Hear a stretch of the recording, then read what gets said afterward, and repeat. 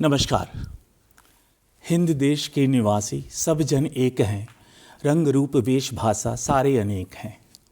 हम सब भारतीय, अनेकताओं में एक, ऐसा ही हमारा भारत देश है।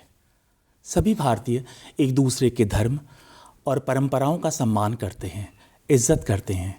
किसी भी धर्म के साथ भेदभाव ना हो, ऐसा इसलिए अल्पसंख्यक कल्याण योजना के तहत आज आपके सामने हम बातचीत करेंगे प्रोफेसर बंसीधर पांडे जी से, department of social work, Mahatma Gandhi Kashi विद्यापीठ।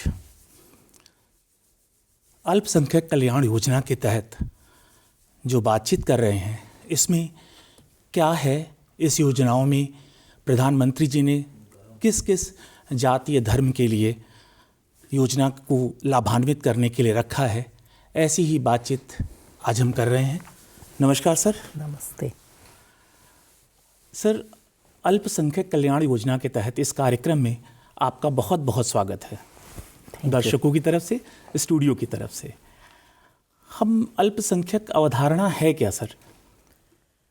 देखिए, हम जिस देश में रहते हैं यहाँ पर संख्या बल को प्रारंभ से ही बहुत ज़्यादा महत्व दिया नहीं जाता है, लेकिन चूंकि वैश्विक परिदृश्य से भिन्न हम रह भी नहीं सकते हैं और विश्व में माइनॉरिटी और मेजॉरिटी पॉपुलेशन की बात लगातार चल रही है, खास करके 20वीं शताब्दी से तो इसका उदय और भी ज़्यादा हुआ है।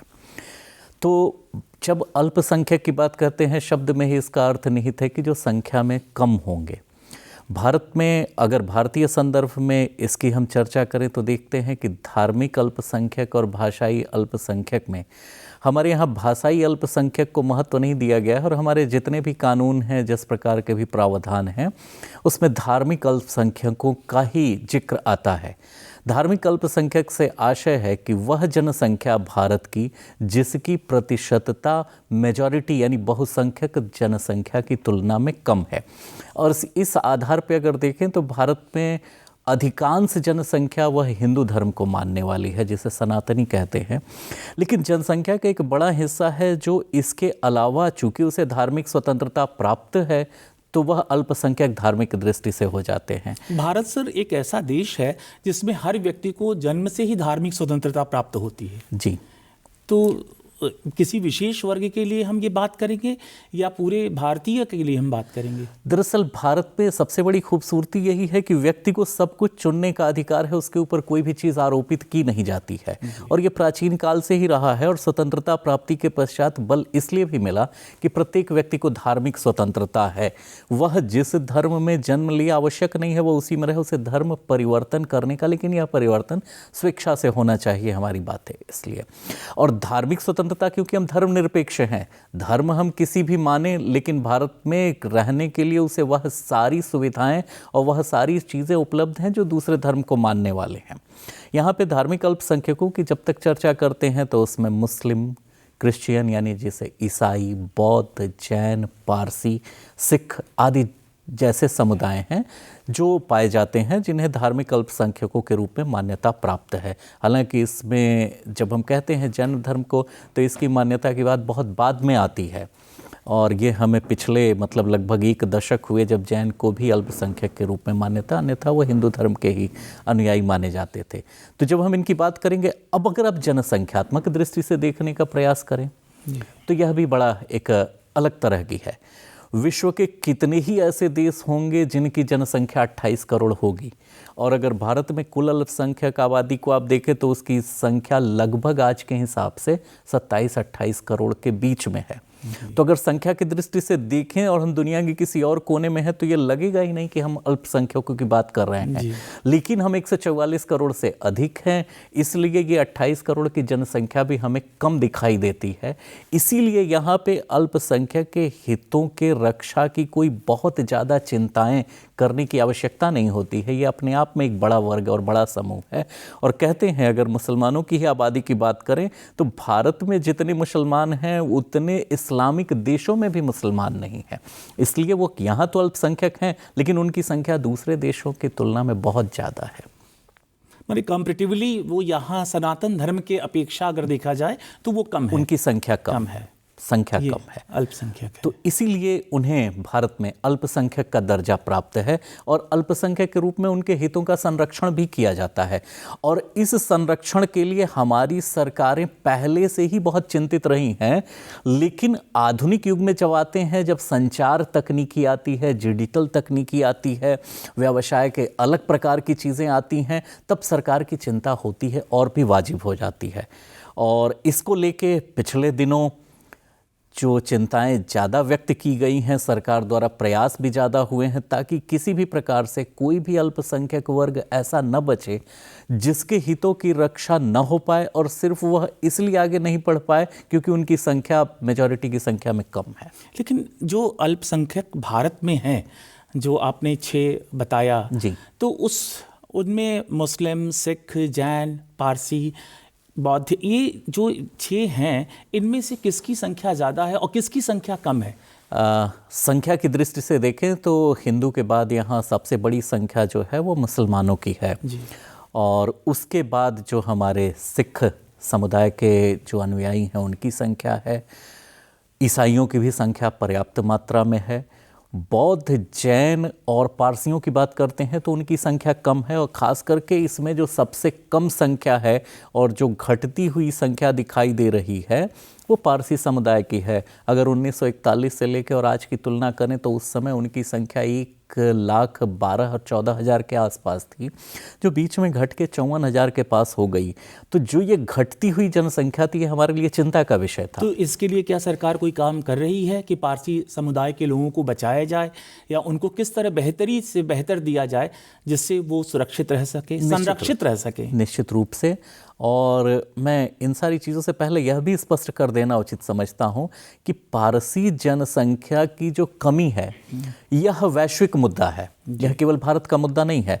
अगर पारसी समुदाय की जनसंख्या देखें तो विश्व भर में कम हो रही है, और उसी का प्रभाव कहें या शायद परिस्थितियां कहें कि भारत में भी जनसंख्या कम हुई है। इसका कोई भी ऐसा कारण नहीं है कि उनके ऊपर किसी भी प्रकार की एट्रोसिटी हुई है या उन्हें वंचित किया गया है। इसलिए कुछ उसके मेडिकल रीजंस हैं और कुछ दूसरी चीज़ें हैं कि उनकी संतानोत्पत्ति के प्रति या उसको लेके कुछ ऐसे भाव रहे हैं जिससे नहीं हो पाई है।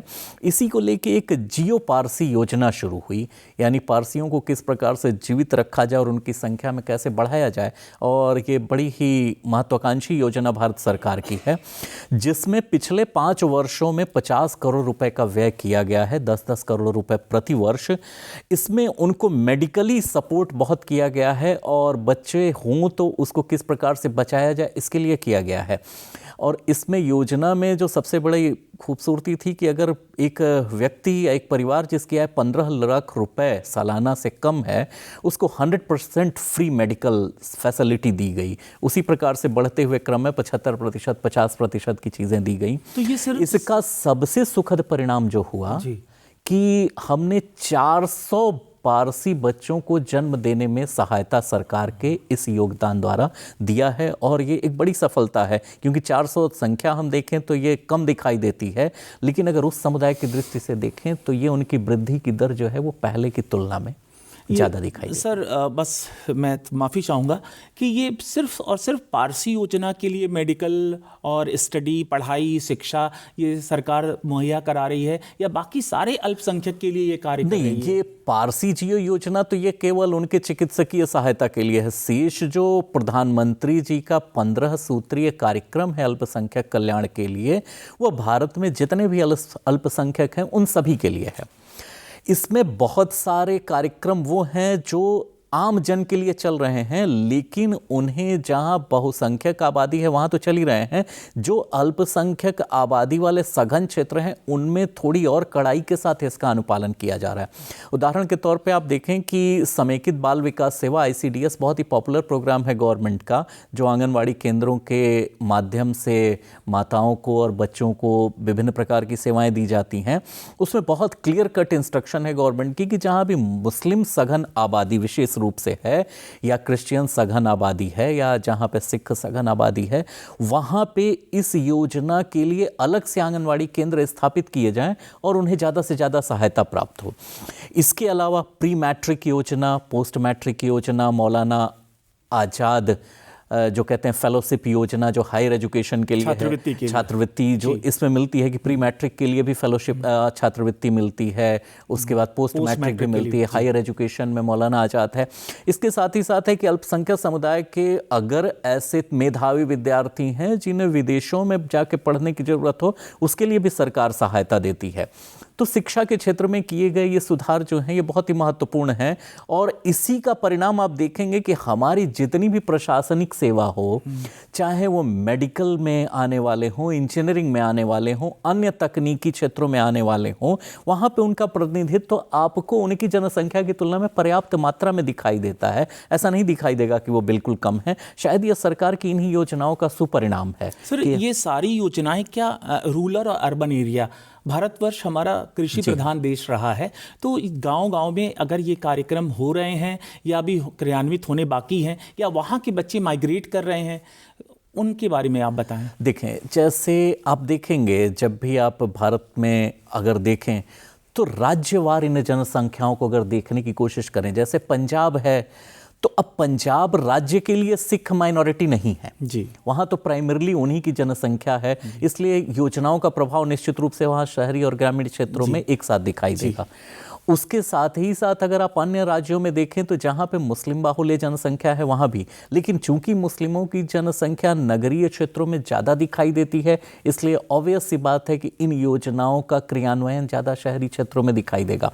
माइग्रेशन को रोकने के लिए जितने प्रयास किए जा रहे हैं वह माइनॉरिटी के साथ भी, और माइनॉरिटी पॉपुलेशन माइग्रेट न करे इसके लिए तो निरंतर प्रयास किए जा चाहे वो नॉर्थ ईस्ट में हो, चाहे साउथ इंडिया में हो, भारत के सभी क्षेत्रों में हो। इसलिए उनके प्रवचन को रोकने के लिए यथासंभव प्रयास किए जा रहे हैं, और इसमें बहुत आशातीत सफलता भी मिली है। सर, ये तो बहुत ढेर सारे कार्यक्रम हैं माननीय प्रधानमंत्री जी के। उस 15 सूत्री कार्यक्रम के अलावा जो या उनमें इन्वॉल्व किया गया है, जैसे पंडित दीनदयाल उपाध्याय आवास योजना, जल योजना, शिक्षा योजना, तो वो गांव में भी प्रॉपर तरह से इम्प्लीमेंट हो रहा है। बस हम ये जानना चाहते हैं कि हमारे दर्शकों को बिल्कुल, जैसे जहाँ तक पंडित दीनदयाल उपाध्याय अंत्योदय योजना की बात हो, या शहरी जो कहते हैं विकास के अंतर्गत या गांव में चल रही जो आवास योजनाएं हैं, इनमें सभी में माइनॉरिटीज़ के लिए एक योजना में ये भी रहता है कि उन्हें भी उसमें पर्याप्त मात्रा में प्रतिनिधित्व मिले। इसलिए इन योजनाओं का बहुत ही प्रभावी क्रियान्वयन हो रहा है, और अगर आप गाँव में ग्रास रूट लेवल पे जाके देखें तो ये साफ साफ दिखाई दे रहा है। और पिछले दिनों में आप देखेंगे कि जो सांप्रदायिक दंगे रुके हैं, प्रवचन रुका है, यह इस सरकार के द्वारा किए गए प्रयासों की सफलता को ही दर्शाता है। सर, हम ये पूछना चाह रहे थे हमारे दर्शकों के लिए कि हमारा भारत देश तो विविधताओं का देश है, एक है, अनेकता में एक है। इसमें अल्पसंख्यक के लिए ये अब अच्छी बात है कि 15 सूत्रीय योजना के अंतर्गत प्रधानमंत्री जी ने इसमें लाभान्वित किया अल्पसंख्यक कल्याण के रूप में, लेकिन अल्पसंख्यक के लिए ऐसा कुछ सर्वोच्च से सर्वोच्च पद अल्पसंख्यकों ने पाया है। बिल्कुल, और उसमें कभी भी भारत को कोई हेजिटेशन नहीं है कि वो तो हर तरह से हम भारतीय हैं, राष्ट्रीय धर्म हमारा सबसे बड़ा धर्म है जी। तो जैसे APJ अब्दुल कलाम जी हुए, ज्ञानी जैल सिंह जी हुए, तो इनके बारे में आपका क्या कहना है कि हमारा भारत कितना रिच है, कितना अच्छा है? देखिए, भारत में तीसरे राष्ट्रपति ही हैं वो अल्पसंख्यक से हुए थे, अल्पसंख्यक समुदाय से, और भारत में 3 राष्ट्रपति मुस्लिम धर्म के जो समुदाय से आते हैं और 1 राष्ट्रपति जो है वो सिख धर्म से आते हैं। प्रधानमंत्री हमारे रहे हैं वो भी अल्पसंख्यक समुदाय से रहे हैं। इसके अलावा चाहे आप सुप्रीम कोर्ट के चीफ जस्टिस की बात करें, हमारे खेलों की बात करें, या आप देखें भारत रत्न की एक बड़ी श्रृंखला उसमें मिलेगी, और चाहे आप देखें कि हमारे जो मिलिट्री में रहे हैं या इसमें रहे हैं, यहाँ भी जो सर्वोच्च मेडल मिला है, उन्होंने अपना योगदान दिया है।